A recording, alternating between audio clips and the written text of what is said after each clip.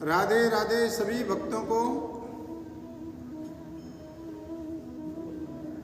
आज आपको अश्विनी मास के शुक्ल पक्ष की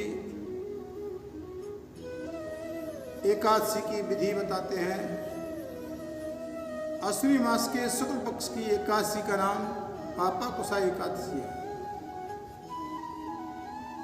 धर्मराज विष्णु बोले भगवान श्री कृष्ण से कि हे प्रभु, अश्विनी मास के शुक्ल पक्ष की एकादशी का क्या नाम है और क्या विधि है इसकी, और इसका व्रत करने से प्राणी को क्या फल मिलता है। भगवान श्री कृष्ण बोले हे धर्मराज, ये पापाकुशा एकादशी है, सभी पापों को हरने वाली है। इस कारण से इस एकादशी का नाम पापाकुशा एकादशी पड़ा। इस एकादशी को पद्मनाभ भगवान विष्णु की पूजा करनी चाहिए। एकादशी मनुष्य को मनोवांछित फल देने वाली है। जो कठोर तपस्या करने से जो फल मिलता है, वह फल एकादशी व्रत करने वाले प्राणी को संसार में प्राप्त होता है। जो मनुष्य अज्ञानवश अनेक पाप करते हैं, परंतु प्रद्युम्न हरि से अपने अपराधों की क्षमा मांगते हैं, उन्हें प्रणाम करते हैं, लेकिन भगवान श्री कृष्ण कहते हैं हे राजन, जो संसार में प्राणी भगवान को प्रणाम करते हैं, क्षमा याचना मांगते हैं, वो नरक में नहीं जाते। इस एकादशी के दिन बहुत सुंदर बात बताई है कि भगवान विष्णु का कीर्तन करना चाहिए। जो प्राणी एकादशी के दिन भगवान विष्णु का कीर्तन करता है और एकादशी का व्रत करता है, उस प्राणी को संसार में समस्त तीर्थों का पुण्य का फल प्राप्त होता है।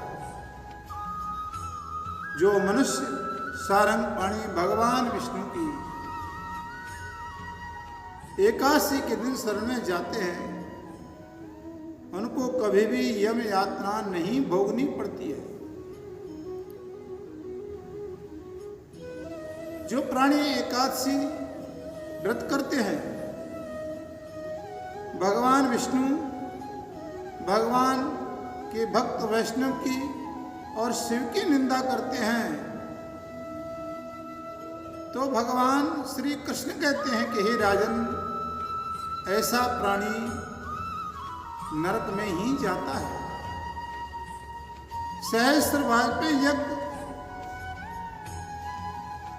और अश्वमेध यज्ञ से जो फल मिलता है, वह फल एकादशी का व्रत करने से प्राणी को प्राप्त होता है।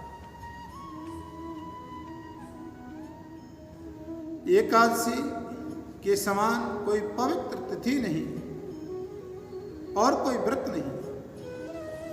एकादशी के व्रत के 16वें भाग के बराबर भी नहीं। इस एकादशी जैसा पुण्य कोई व्रत नहीं। ये स्वर्ग और मोक्ष को देने वाली है। आरोग्य और सुंदर स्त्री, धन, अन्न, धन धान को देने वाली एकादशी है। इस एकादशी का व्रत गंगा, गया, काशी, कुरुक्षेत्र और पुष्कर में किए स्नान दान से भी अधिक पुण्य फल प्राणी को एकादशी व्रत करने का प्राप्त होता है। और देखिए आप, जो एकादशी के दिन रात्रि में जागरण करके भगवान विष्णु का कीर्तन करते हैं, तो ऐसे प्राणी संसार में विष्णु के पद को ही प्राप्त होते हैं, विष्णु लोक को जाते हैं। इस व्रत को करने से कितना बड़ा प्रभाव है, देखिए आप। भगवान श्री कृष्ण कहते हैं धर्मराज, इस एकादशी को व्रत करने से 10 पीढ़ी मातृ पक्ष की और 10 पीढ़ी इस पितृ पक्ष की और 10 पीढ़ी स्त्री पक्ष की और 10 पीढ़ी मित्र पक्ष की एकादशी व्रत करने वाले प्राणी के द्वारा उसका उद्धार हो जाता है। वो प्राणी सब दिव्य देह धारण करके और गरुड़ पर चढ़ के भगवान विष्णु लोक को जाता है।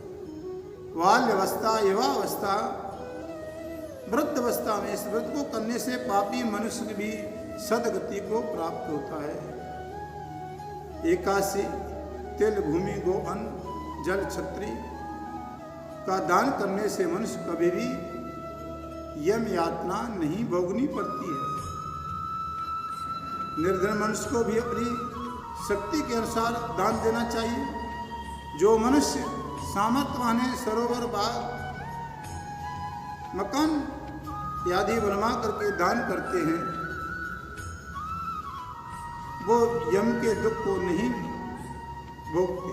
वो मनुष्य संसार में धीरदायु और धनाढ़ रोग रहित होते हैं, अंत में स्वर्ग में चले जाते हैं। जो व्यक्ति मन क्रम वचन से भगवान विष्णु की शरण में जाते हैं तो स्वयं भगवान उनकी रक्षा करते हैं। एकादशी की कथा पढ़ने और सुनने से प्राणी को अश्वमेध यज्ञ का फल मिलता है। अंत में एकादशी व्रत करने वाला प्राणी मोक्ष को प्राप्त हो जाता है। बोलो लक्ष्मी नारायण भगवान की जय। कृष्ण।